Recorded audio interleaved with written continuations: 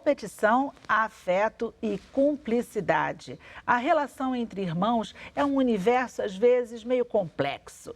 Para falar sobre esse tema, o Trilha de Letras convida o escritor e publicitário João Anzanello Carrascosa. Carrascosa, seja bem-vindo ao Trilha de Letras para falar de um tema que é de todo mundo, não é? Quem não tem irmãos como eu, que eu sou filha única, que eu lamento muito, vai ter irmãos e vai viver uma série de situações que são sempre as mesmas. Você considera essa coisa do ciúme, essa coisa de ter uma certa competição, como eu falei?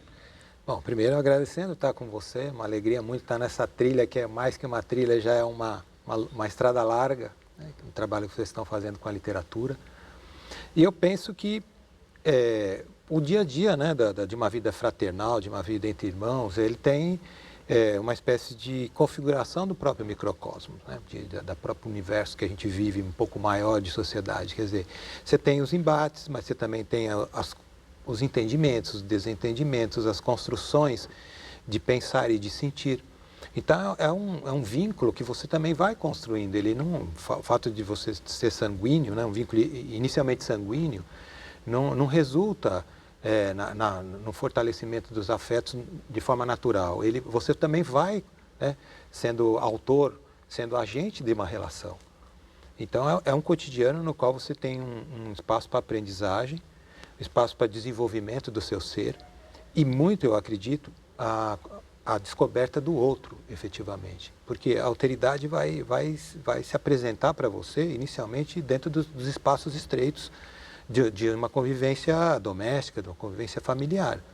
Primeiro você conhece o outro de dentro, né, da sua esfera de contatos, de convivência, e depois o outro de fora, o outro que é o vizinho, o outro que é o amigo, o outro que é o professor, o outro que é um parente que vive em outra rua. Então é sempre de uma alma relacional, essa relação, né, esse vínculo muito, eu acredito, muito profundo, mesmo que você não queira. Não tem como você viver na superfície com quem você vive todo dia. Uma hora você, né, tem que se apresentar, uma hora você tem que... e o outro vai ver que não tem máscaras. Né? Os disfarces podem, digamos, acontecer, podem ser monitorados, produzidos durante um certo tempo, mas não um tempo todo diante do outro.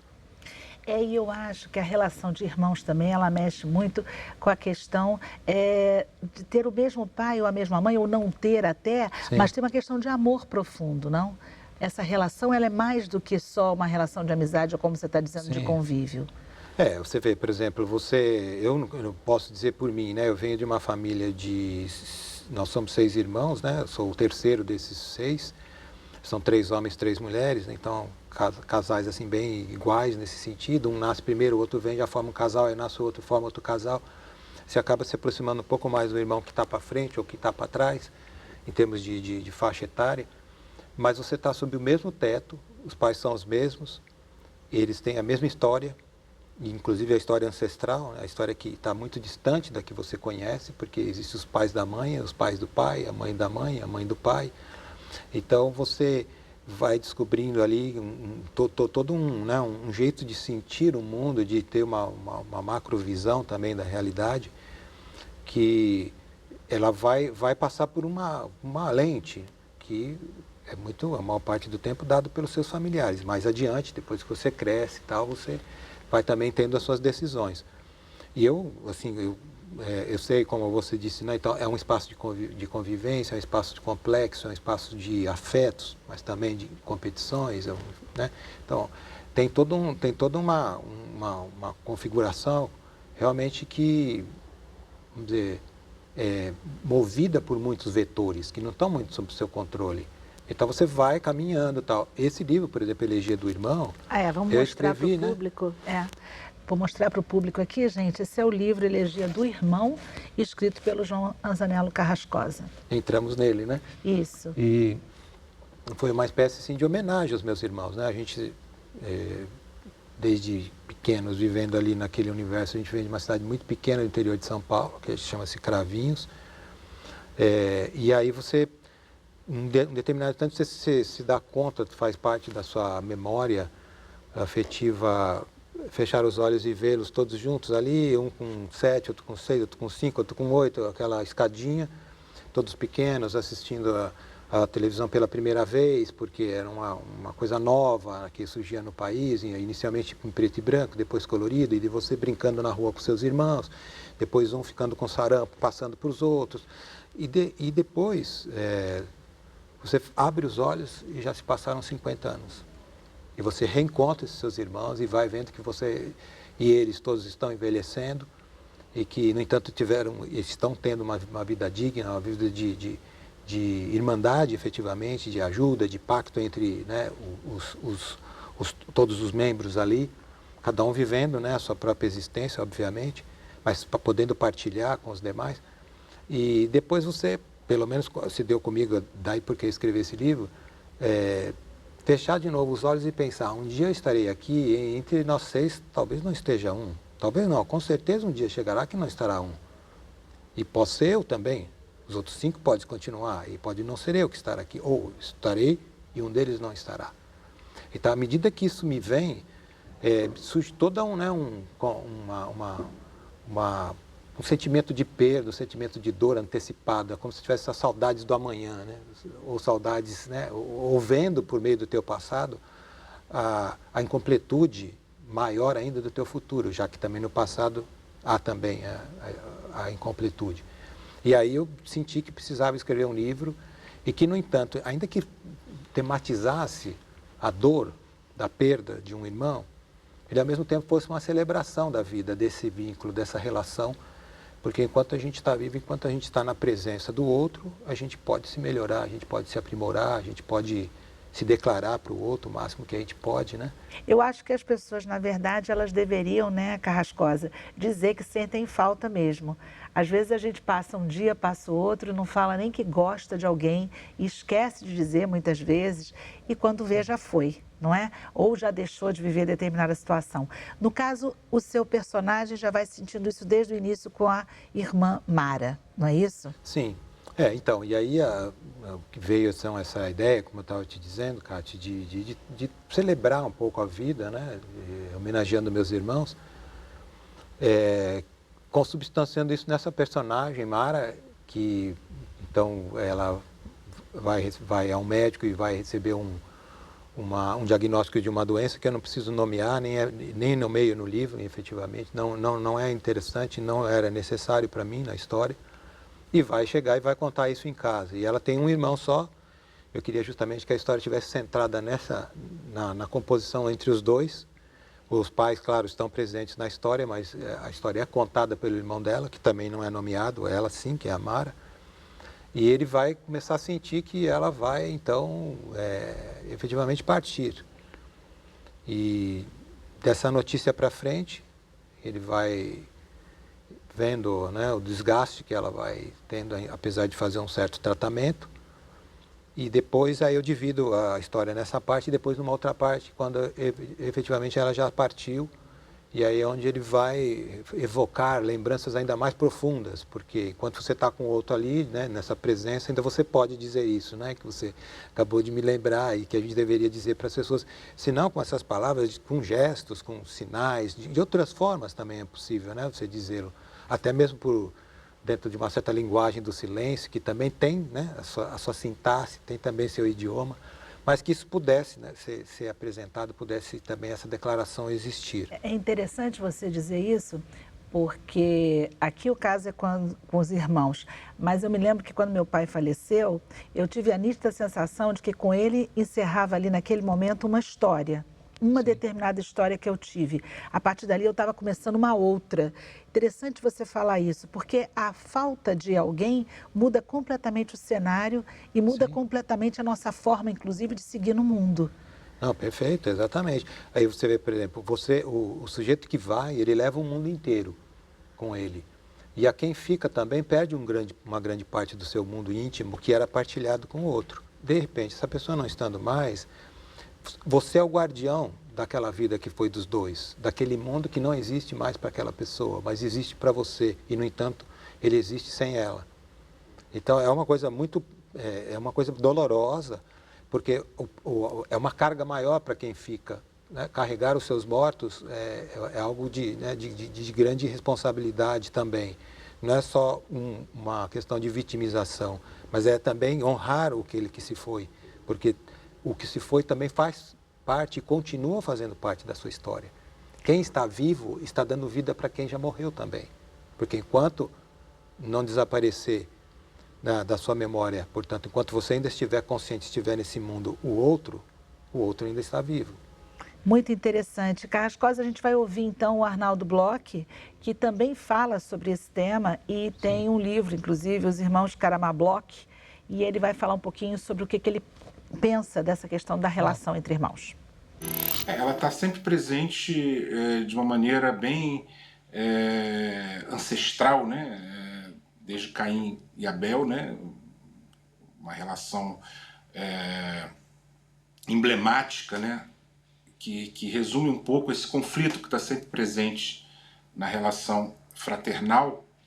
A gente até fala de fraternal como algo com viés positivo, né? Mas o fraternal muitas vezes é o fratricídio, né? Quer dizer, então eu acho que a relação entre irmãos ou irmãs, ela encerra e sintetiza um conflito que é o conflito de toda a família.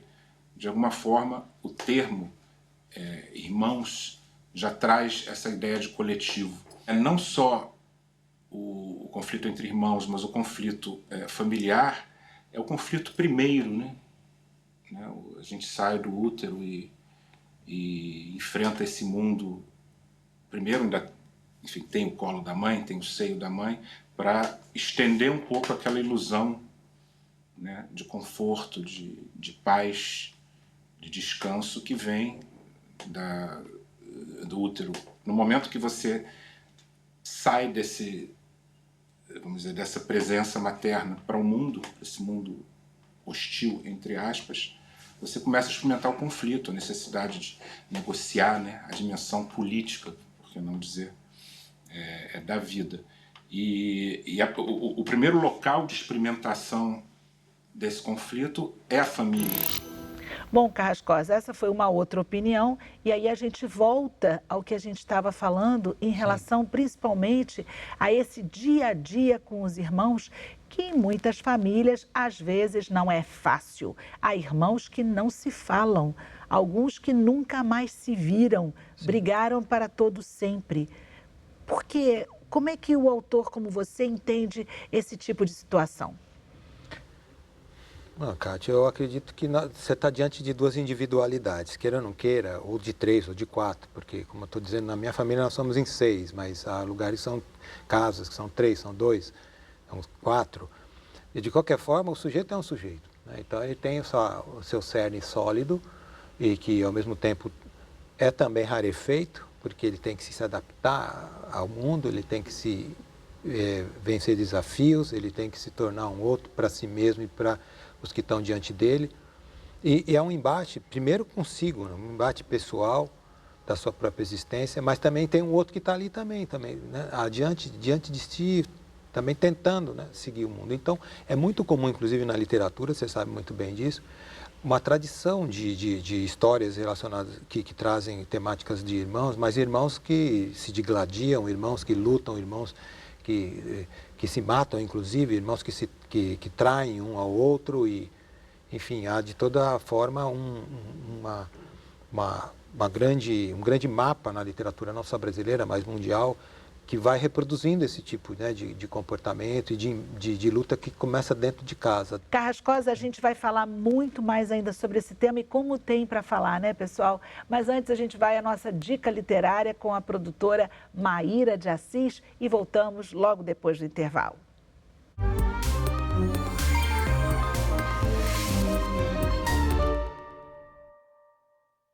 Nada era novidade para o conselheiro, que é assistir à ligação e à desligação dos dois gêmeos. Enquanto o outro falava, ele ia remontando os tempos e a vida deles, recompondo as lutas, os contrastes, a aversão recíproca, apenas disfarçada, apenas interrompida por algum motivo mais forte, mas persistente no sangue, como necessidade virtual.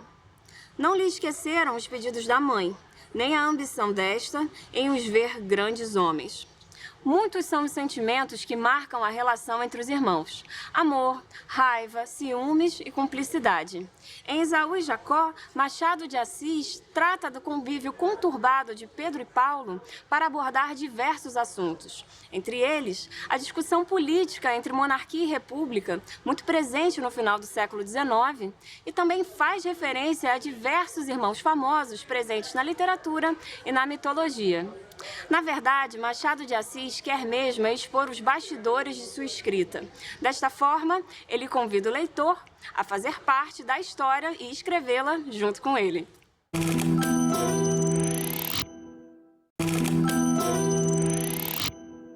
Voltamos com o Trilha de Letras, que hoje recebe o escritor João Anzanello Carrascosa, que estava falando conosco sobre o livro dele, Elegia do Irmão, e já falamos bastante sobre irmãos. Mas antes da gente continuar essa conversa, a gente vai ao quadro Dando a Letra, quando um autor fala sobre seus livros e mostra os seus trabalhos. Vamos lá? E quero apresentar para vocês o meu novo livro que está saindo agora do forno. Ele se chama Entre Trilhas e Caminhos. É um livro que eu escrevi em parceria com outros 10 autores. São profissionais de diversas áreas de atuação e diversas cidades do Brasil. Nessa obra, nós contamos um pouco da nossa trajetória pessoal e profissional. Eu reuni um grupo multidisciplinar e cada capítulo conta a história de superação e de transformação. Através dessas histórias, nós queremos mostrar que cada um de nós pode ser herói. Herói de si mesmo. Protagonista da própria história. Para conhecer um pouquinho mais da história do livro Entre Trilhas e Caminhos, acesse o site www.entretrilhasecaminhos.com. João, a gente vê que a escrita não para, muita gente escrevendo, e que bom que isso acontece. Sim. E nesse seu livro, que a gente já falou um pouquinho sobre ele no primeiro bloco, Elegia do Irmão, você mistura prosa e poesia, é isso mesmo? Vamos dizer o seguinte, Cate, que às vezes você falar sobre a perda e sobre a dor, você está contando uma história, então evidentemente você está trabalhando dentro do registro da prosa, que vai no caminho épico, mas de repente aquilo não dá conta de você dizer o que você está sentindo, porque você não precisa contar não precisa dizer para narrar, você pode simplesmente insinuar, você pode tentar verbalizar, e isso nem sempre você consegue contando uma história, mas para você buscar uma dicção do seu eu, a poesia às vezes se abre muito, ela está sempre mais à mão. E aí, sentindo que esse irmão, contando essa história vez por outra, ele estava vivendo determinadas situações que não havia como dizer por meio vamos dizer, de contar a história de uma forma tradicional, né? Em linha reta, aí as coisas vão acontecer. Então ele vai e vem e tal, e de repente ele vê uma situação que ele tem que contar o que ele está sentindo. E estar sentindo não é mais contar uma história, é, digamos, verbalizar o que está no íntimo. E não numa ação, num episódio, num acontecimento, no seu desdobrar. Mas sim, então, um mundo interior muito mais do que o contexto exterior. E aí a poesia me pareceu, enfim, é uma limitação, ou é uma estratégia que esse narrador consegue encontrar. Ele diz, então, já que eu quero dizer algo para minha irmã e eu não consigo, então eu vou dizer algo para mim, a partir dela. Então ele escreve aqui ou ali um poema, há mudanças na linhagem do livro, aqui ou ali, que ele vai cortando as linhas, como o chamado enjambement, no verso, que você vai cortando, criando um outro ritmo também de leitura, e um outro ritmo íntimo também, de você se expressar. Então eu senti em alguns momentos que era necessário esse narrador de se expressar dessa forma. Pelo menos era o que ele conseguia. Ele, de certa forma, esse personagem, ele muda de conduta quando ele percebe que ela faltará? Eu acredito que ele tem uma espécie de conscientização muito mais ampla da sua própria existência, à medida que, como eu estava te dizendo, ele se dá conta de que ela levará, na sua ausência, todo mundo que era dos dois. E ele será o único que terá que digamos, ser aquele que vai legar esse mundo que foi e vai ter que também ser o único que vai preservá-lo. Então é uma coisa que eu penso assim, é de muita responsabilidade também, assim como a responsabilidade dos pais trazerem filhos ao mundo. Porque eu acho que esse irmão se dá conta de que você, quando põe alguém no mundo, que seja, né, alguém que vai ser irmão da gente, você também, além de dar vida para uma pessoa, você está dando a morte para ela também. Porque a nossa existência era composta da nossa vida e da nossa morte, ou seja, você vai legar para o outro também a mesma condição sua. Bom, diante disso, acho que a gente está fechando um ciclo aí de reflexão. A gente pode ouvir o Arnaldo Bloch de novo, quando ele fala qual é o sentimento que ele acha que é o mais forte entre os irmãos. Vamos ouvir? Eu acho que o sentimento mais importante é o sentimento de fundo, né, que é o amor. O amor, ele permeia toda, vamos dizer, a quebra do amor, a perda, né, da possibilidade de amar, é que permeia o caminho de busca do próprio amor perdido, né, que vamos dizer, a primeira desilusão é a desilusão familiar, voltando para a mãe, né? Onde está o seio? É a grande dúvida, né? Quer dizer, não existe o seio, eu tenho que enfrentar esse mundo. Será que ela me ama? E depois tem o pai, né? Voltando a ser bastante psicanalítico. Será que ela ama ele? Será que ela me ama? Porque o primeiro grande amor é a mãe. Então, esse é o primeiro rompimento. Outros rompimentos virão subsequentemente e sempre. E um amor perdido, um amor doído, para usar o poeta, um amor que jamais existiu, né, sempre vai nortear, mesmo por caminhos tortos, a busca dessa redenção, dessa recuperação do amor. Então todo conflito, todo ódio, né, todas as trevas têm relação direta com esse sentimento mais importante, como você, de acordo com a sua pergunta, que é o amor. O ciúme e a inveja, eles estão sempre presentes porque eles são do humano, né? Mas nem sempre. Me parece que a questão são mais... Acho que o desejo é que permeia isso, né? Essa questão do amor, ele às vezes não é perceptível, parece que só será visto quando existe a questão da ausência do outro. Isso também pode acontecer com seus personagens? Acho que sim, Kátia. Acho que a sua pergunta foi muito... Você tocou nesse sentimento sentimento amor, né? E eu acredito que quando eu fui fazendo o livro, aos poucos, né, ainda que é um livro, né, que tem um tanto de sombra, né, porque você está tratando realmente de alguém que vai morrer, você já sabe disso, o fato já está notificado desde o início, portanto não há spoiler em dizer, já está dito, né? E que também é difícil você manter como escritor a atenção do leitor numa história toda na qual você já sabe qual que é o resultado. Mas o fato de optar por esse caminho sempre me deu a certeza que eu estava escrevendo uma história de amor. Porque uma história de amor não precisa só ser entre uma mulher que tem um interesse, né, de acoplamento, nem entre pais e filhos que se amam de um amor filial, um amor de fraternal, também poderia ser como nesse caso dos irmãos. É uma história de amor. Quer dizer, todos esses sentimentos de inveja, por exemplo, ciúme, briga às vezes por dinheiro, tudo isso faz parte de todo esse histórico. O que você está querendo dizer é que há algo maior, superior nessa relação entre irmãos. Eu acredito que o que mantém a gente, primeiro, isso é até, digamos que provado cientificamente, quer dizer, nós como espécie humana estamos aqui porque a gente tem cada um o seu eu, que a gente preserva de forma, assim, muitas vezes impetuosa, arrebatadora, de forma perigosa, de forma, não sei se pode dizer até assassina, quando se for necessário para sua sobrevivência. E, ao mesmo tempo, nós temos essa ligação social, né? A eusocialidade, a eusociabilidade, que mantém-nos como espécie. Por quê? Porque é pensar também no outro. Que se eu pensar só em mim, não existe mundo. O outro é tão importante quanto eu no mundo. O que você fala quando existe o outro é que então a gente pode ter um irmão que é biológico, mas a gente também tem que olhar para o outro cidadão que a gente tem na sociedade como um irmão também. Sim, né? exatamente, exatamente. Eu acho que você está dizendo justamente, fazendo uma metáfora do que eu propunha também nesse livro. Quer dizer, estou falando de irmãos que vivem juntos, tal, mas ao fim e ao cabo somos nós.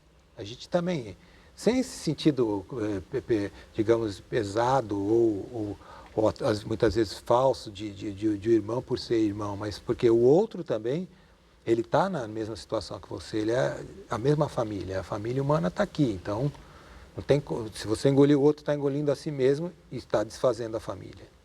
Carrascosa, então agora para finalizar, o que você diria para todos os irmãos brasileiros que hoje assistiram ao nosso programa diante do seu Elegia do Irmão? É difícil dizer, talvez o meu narrador dissesse melhor do que eu, mas o que eu posso dizer, eu acho assim, que a gente precisa, para seguir, pensar um pouco no outro nesse sentido, né? Justamente nesse o eu e o social, não só o social e depois o eu. Acho que tem que haver uma harmonia para que a gente possa se aceitar, a gente possa se entender, porque tudo é possível a gente fazer. Ou assim, a gente se desfaz como uma grande família brasileira, né, que se parte, a casa brasileira se parte como um todo, ou a gente pode se ajudar. João, muito obrigada, Carrascosa, pela sua entrevista hoje aqui com a gente. Né? Obrigado. Foi uma entrevista que eu diria bastante reflexiva, profunda, e que faz com que a gente tenha vontade de sair daqui e dizer para todo mundo, olha, eu gosto muito de você, que bom que você existe, que bom que a gente está aqui. Não é? Obrigada, que você venha outras vezes aqui no Trilha de Letras. E nós vamos encerrando o programa, dizendo para vocês que na próxima semana tem mais. Trilha, o caminho da literatura passa por aqui na TV Brasil.